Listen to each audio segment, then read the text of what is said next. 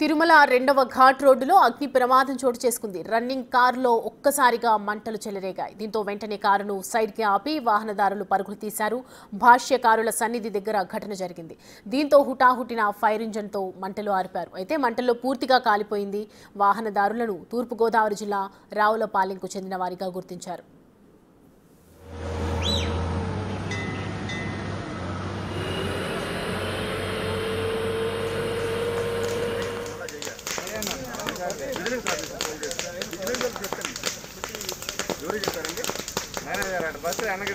Big TV screen మీద చూస్తున్నాం visuals లో తిరుమల రెండవ ఘాట్ లో అగ్ని ప్రమాదం చోటు చేసుకుంది. రన్నింగ్ కారులో ఒక్కసారిగా మంటలు చెలరేగడంతో వెంటనే కారును సైడ్ కాపి వాహనదారులు పరుగులు తీశారు. భాష్యకారుల సన్నిధి దగ్గర ఈ ఘటన చోటు చేసుకుంది.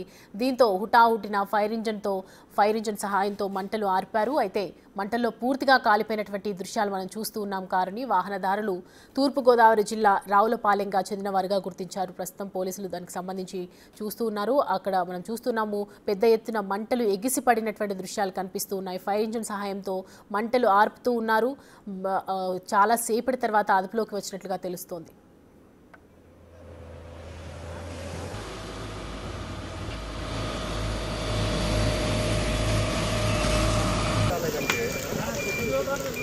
సెక్యూరిటీ వాళ్ళు ఈడ ఉంటారు.